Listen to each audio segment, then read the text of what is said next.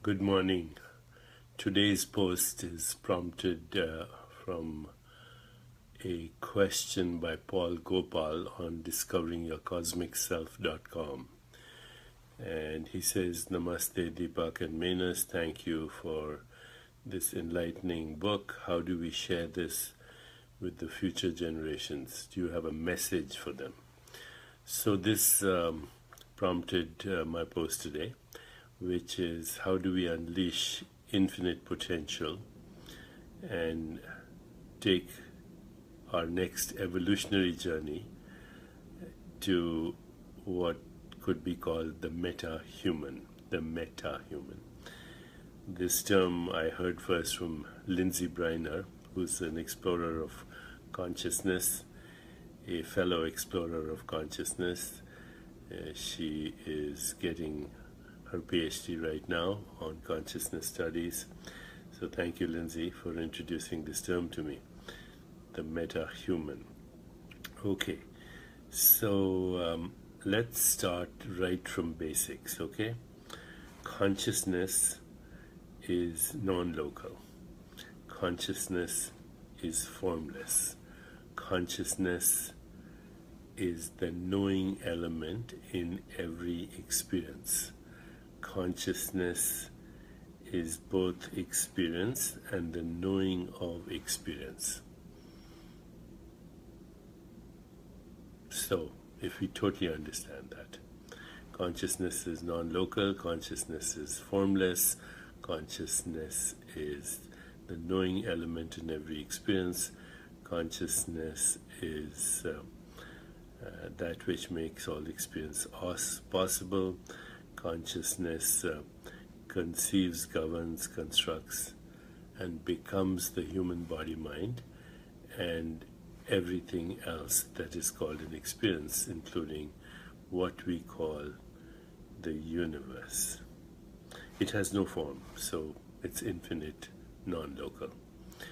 I might say, if you were a physicist, you might refer to it as Hilbert space, but I don't think Hilbert space, when physicists use Hilbert space, an infinite dimensional space that contains all vectors for all quantum fluctuations in the wave functions.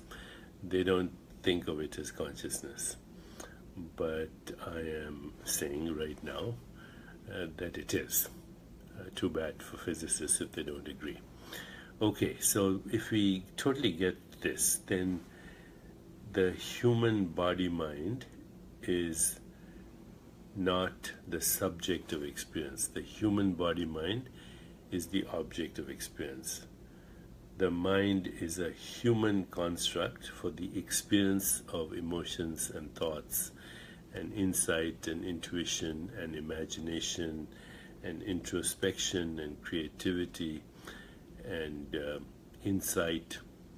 Okay, that's a word we've created, a name we've given to a certain experience. And the experiences are what I just told you. They can be called mind. Then, of course, there's something that we call a body. That's a name we have given to an experience of sensations, sense perceptions, combined with images and feelings and thoughts. So the body, the so-called body, is also a process in consciousness, a process of knowing and a process of experiencing. And then we go even further. We have given a name to a process in consciousness and a knowing of that experience, and that name is the world, the universe. The world, the universe, because what is the world, the universe? It's mode or modality of experience and knowing. And where is that happening? In consciousness. So consciousness alone is the silent witnessing awareness, which is interacting with its own self and experiencing itself as what you and I call mind, body, universe. As humans, we are a species of consciousness, as there are other species of consciousness that we have given names to. a goose, an alligator, a dolphin, an eagle, a mosquito, an insect. So even those species are human constructs. We gave them names. So just remember, anything that you can give a name to, or anything that you can experience as form or phenomena, is a construct in human consciousness. So, what does this mean? This means human consciousness, of course, is a limited consciousness based on our current state of evolution. Okay, but it's more evolved than, say, the consciousness in a plant or in a microbe or in other animals, in that we can talk about consciousness and we can also be self-aware. And if we get to this stage, we also recognize that consciousness is evolving as species of consciousness, and each species has its own knower, its own knowing, and its own experiences called the known, its world. But they're all happening within consciousness. And being formless and non-local consciousness, by definition, is infinite. Just like Hilbert space, which is infinitely dimensional or has no dimensions. Same thing. Okay, so what does this mean for the future? What this means for the future is that by changing and influencing our modes of knowing and our modes of experiencing, we can evolve as the universe. We can evolve as the universe. What are these modes of knowing and experiencing? They are deep listening. So listening with not only your ears to sound, but listening with your whole body to experience. Listening with your mind to experience. Listening with your emotions to experience everything that's happening, being the silent, witnessing awareness. But then using modes of knowing called logic and reason and mathematics and music and insight and intuition. These are all ways of listening. The second is feeling our way into the universe, knowing that the body, mind, and universe can be felt at a deep level in awareness. The third is actually expanding awareness itself into higher states of consciousness, experiencing non-local consciousness from samadhi, but also understanding that everything is made of witnessing awareness. This is made of witnessing awareness, because this is a mode of seeing and sensing which cannot be separated from the witnessing awareness in which is sensed. But the hand that is doing the touching is equally an object of awareness, in awareness, and an activity of awareness and made out of awareness. This, and all this. Okay, this is all witnessing awareness. So as we expand our state of awareness, the universe of experience and the universe of knowing also expands.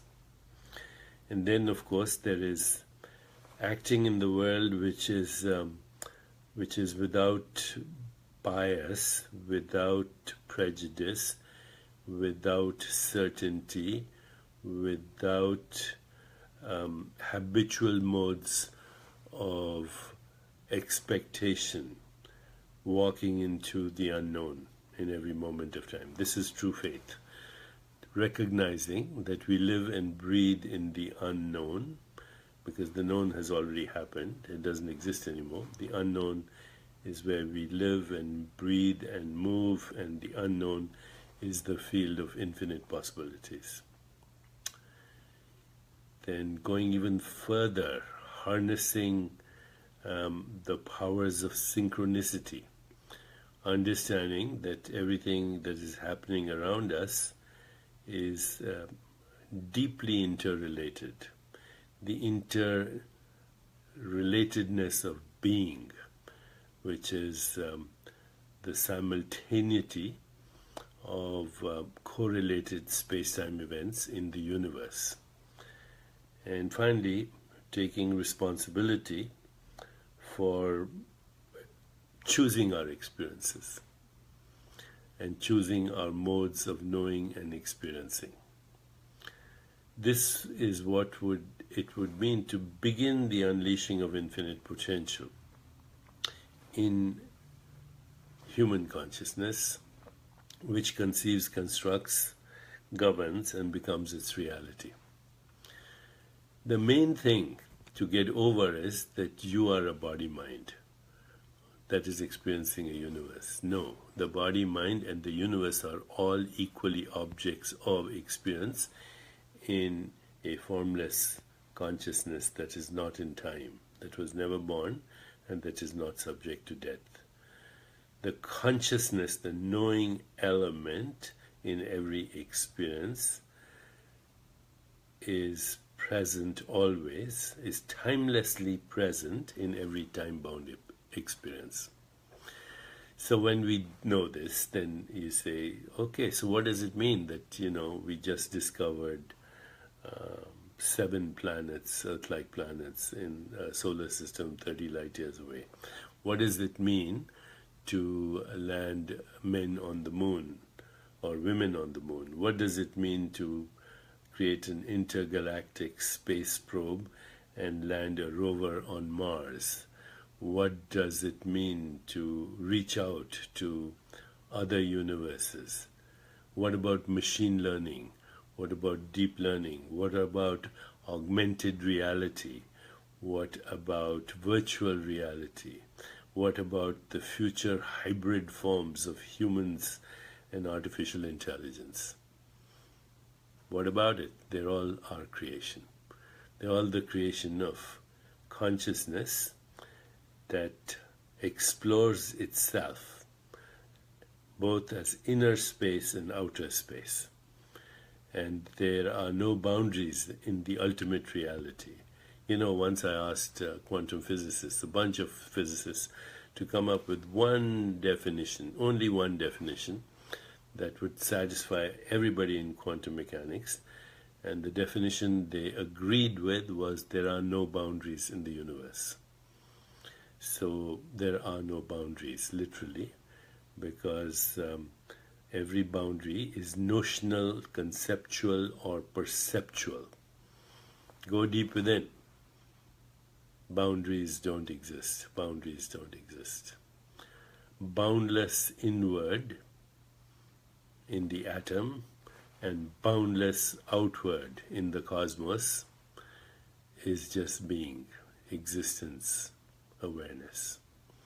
So as we explore what we call outer space and what we call inner space based on a wrong conception of edges and boundaries, which are, as I said, notional, then we say inner space, outer space, but actually it is just Chitakash, the infinite void, which is our own being that creates everything from fruit flies to humans to the universe, all as modes of knowing and experience within itself. So what do we teach the next generation? What is the message to the next generation? All limitations are self-imposed. All limitations. You are a participator in the creation of the universe. You participate in the experience that you call a body. You participate in the experience you call a mind. You participate in the experience you call the cosmos. And the you is neither cosmos, mind, or body, but the knowing and experiencing element that has given names to its experiences, such as mind, body, universe. You are the constructor of reality. And by listening and deepening our connection to all experience, emotional experience, intellectual experience, experience through the five senses, experience of body, experience of inner space or mental space, experience of the web of relationships, we can evolve into a never-ending process that we will call the meta-human, exploring a never-ending process that we call the universe. Remembering always that the universe, the mind, the body, as objects, are processes in consciousness, and consciousness alone is. So there's nothing mystical about this. If tomorrow we explore other solar systems, the we that will be exploring is consciousness, and that which will be being explored will be consciousness as a modality of knowing and experience. Now, think about this, come back to this, send me questions, please, so we can continue to explore the meta-human. Thank you.